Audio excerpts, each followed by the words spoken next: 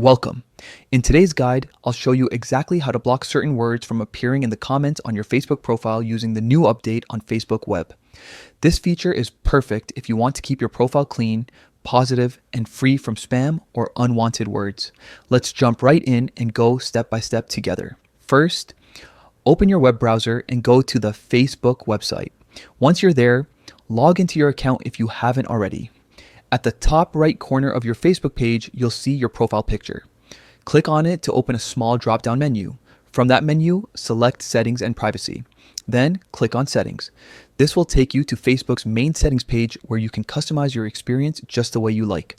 Next, look over to the left-hand side of your screen. You'll see a menu with several options. Find and click on Profile and Tagging. This is where you can manage how people interact with your post and what appears on your profile.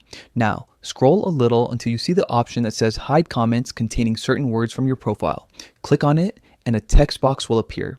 This is where the magic happens. Type in the specific words or phrases you want to block from your comments. You can enter more than one, just separate them with commas.